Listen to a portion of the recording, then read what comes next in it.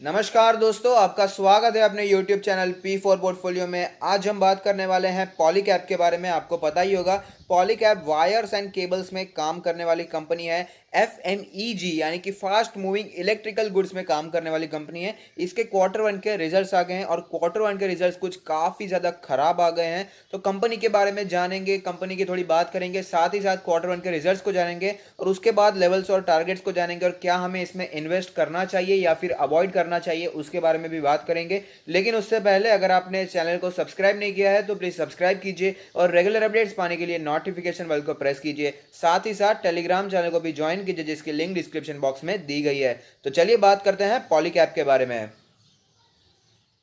तो आप देख सकते हैं पॉलीकैब इंडिया एक मिड कैप कंपनी है जिसका मार्केट कैप 12,500 के आसपास का है। अगर आपको नहीं पता पॉलीकैब इंडिया क्या काम करती है तो मैं बता दूं, इलेक्ट्रिकल कंपोनेंट्स और इक्विपमेंट्स बनाने का काम करती है।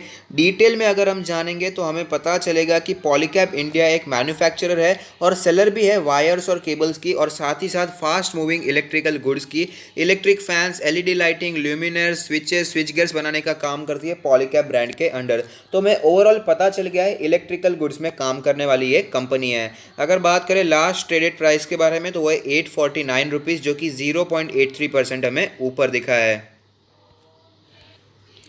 रिटर्न्स के प्रोफाइल के बारे में बात करें तो 1 वीक में स्टॉक 2.8% ऊपर है। 1 मंथ की बात करें तो आप देख पाएंगे 5% ऊपर है। 1 ईयर की बारे में बात करें तो 42% के पॉजिटिव रिटर्न्स दिखाई दे रहे हैं।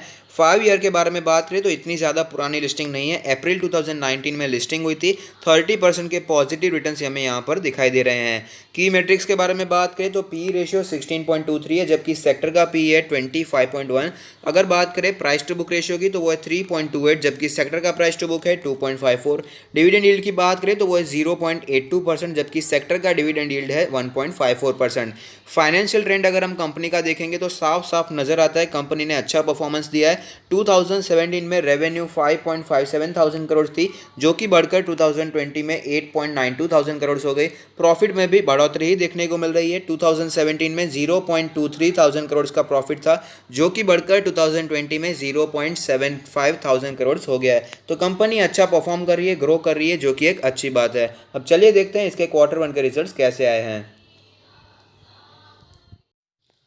तो हम देखने वाले हैं पॉलीकैब के कॉन्सोलिडेटेड फाइनेंशियल रिजल्ट, जहां पर सारे फिगर्स रुपीज़ इन मिलियंस में दिए गए हैं। तो आप देख पाएंगे टोटल इनकम इस क्वार्टर की बनकर आती है 10,000 मिलियन रुपीज़ के आसपास। पिछले क्वार्टर की बात करें तो आप देख पाएंगे यहाँ पर 21,000 मिलियंस के आसपास की टोटल इनकम थी। तो साफ साफ यहाँ पर गिरावट हमें दिखाई दे रही है। अगर बात करें पिछले साल के बारे में, यानी कि जून 2019 के क्वार्टर के बारे में, तो यहाँ पर भी अच्छी खासी गिरावट हमें दिखाई देती है। प्रॉफिट बिफोर टैक्स के बारे में बात करें तो आप देख पाएंगे कि प्रॉफिट बिफोर टैक्स है 390 मिलियन। यहाँ पर भयंकर गिरावट हमें साफ साफ नजर आ रही है, चाहे वो क्वार्टर ऑन क्वार्टर बेसिस हो या ईयर ऑन ईयर बेसिस। लेकिन उसके बावजूद नेट प्रॉफिट हमें काफ़ी ज़्यादा ऊपर नजर आएगा। उसका रीज़न मैं आपको बताना चाहता हूँ, adjustment of tax relating to earlier periods, यानी कि कंपनी को टैक्स रिफंड मिला है 861 करोड़ का, और उसी के कारण नेट प्रॉफिट जो आया है वो है 1,175 मिलियंस।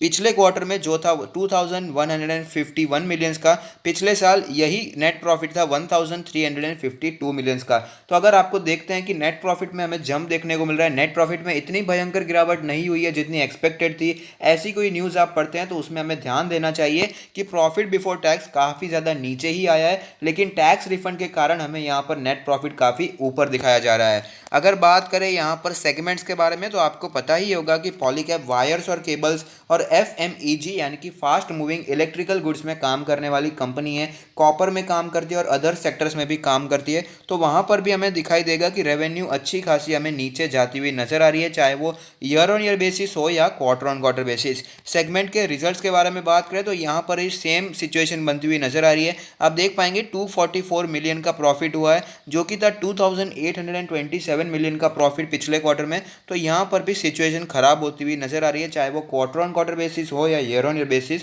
तो यहाँ पर सिचुएशन कोई अच्छी नहीं है। इसके क्वार्टर के नतीजे जो आए हैं, क्वार्टर वन के रिजल्ट इतने अच्छे नहीं आए, बल्कि ऐसा भी कह सकते हैं काफ़ी ज़्यादा इस पर इफेक्ट पड़ा है लॉकडाउन का। लॉकडाउन की वजह से काफ़ी ज़्यादा खराब रिजल्ट हमें यहाँ पर देखने को मिल रहे हैं। लेकिन कंपनी अच्छी है, कंपनी के फंडामेंटल्स अच्छे हैं, इस पर कोई भी डाउट नहीं है। तो चलते हैं चार्ट्स पर, वहाँ पर कैसी सिचुएशन बनी हुई है उसके बारे में भी बात कर लेते हैं।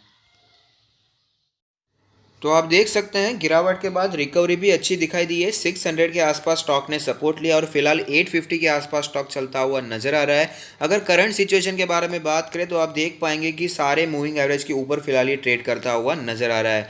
इंडिकेटर्स के बारे में बात करें तो मनी फ्लो इंडेक्स का नंबर कैलकुलेट होकर आता है 70.97। पिछले कुछ दिनों पहले ही 80 के ऊपर निकल चुका था, यानी हाईली ओवरबॉट जोन हो चुका था। अभी भी ये ओवरबॉट जोन में ही हमें दिखाई देता है। अगर बात करें आरएसआई के नंबर के बारे में तो आप देख पाएंगे आरएसआई का नंबर है 62.7। यहाँ पर काफ़ी समय से आरएसआई का नंबर एक ही जोन में ट्रेड करता हुआ नजर आ रहा है। एमएससीडी के बारे में बात करें तो एमएससीडी में ऐसी सिचुएशन बनाई दिखाई दे रही है कि यहाँ पर एक बुलिश क्रॉसओवर हो सकता है और तेज़ी का संकेत हमें दिखाई दे सकता है, लेकिन क्वार्टर वन के रिजल्ट जैसे आए हैं ऐसा नहीं लगता कि यहाँ पर कोई भारी तेज़ी हमें देखने को मिल सकती है। बॉलिंजर बैंड के बारे में बात करें तो आप देख पाएंगे स्टॉक बार बार बॉलिंजर बैंड की मीडियन पे ही सपोर्ट ले रहा है और वापस हमें तेज़ी कंटिन्यू रहती हुई नजर आती है। करंटली अपने अपर बैंड के आसपास जाने की कोशिश कर रहा है। अपर बैंड का लेवल कैलकुलेट होकर आता है 868 का लेवल, मीडियन जो है वो है 820 का लेवल। लोअर बैंड के बारे में बात करें तो वह है 772 का लेवल। पिवट पॉइंट्स के बारे में जान लेते हैं। पिवट लेवल कैलकुलेट होकर आता है 774 के आसपास। अगर बात करें रेजिस्टेंस के बारे में तो 854 का लेवल इसके लिए सबसे बड़ा रेजिस्टेंस फिलहाल के लिए बना हुआ है। अब देख पाएंगे स्टॉक जब भी उसके ऊपर जाने की कोशिश करता है उसी दिन प्रॉफिट बुकिंग देखने को मिल रही है और वापस स्टॉक हमें नीचे आता हुआ दिखाई देता है। नीचे के लेवल्स के बारे में बात करें तो यहाँ पर 708 का लेवल और साथ ही साथ 628 का लेवल भी हमें दिखाई देता है। अगर बात करें इसके ऑल टाइम चार्ट के बारे में, जहां पर एक कैंडल वन डे को ही रिप्रेजेंट करेगी क्योंकि ज़्यादा पुराने इसकी लिस्टिंग नहीं है। अप्रैल 2019 के आसपास इसकी लिस्टिंग हमें देखने को मिली थी। तो लिस्टिंग के बाद थोड़ी सी गिरावट हमें देखने को मिली, स्टॉक थोड़ा सा नीचे आया था, लेकिन आप देख पाएंगे उसके बाद जो इसने तेज़ी दिखाई थी स्टॉक 1100 के ऊपर भी निकल चुका था। अच्छे क्वार्टर रिजल्ट इसमें देखने को मिल रहे थे, इसी के कारण स्टॉक में तेज़ी देखने को मिल रही थी। उसके बाद तो मार्केट में ही गिरावट आ गई और स्टॉक काफ़ी ज़्यादा नीचे आ गया था। 600 के आसपास स्टॉक आ चुका था और वापस अभी 850 के आसपास ट्रेड करता हुआ नजर आ रहा है।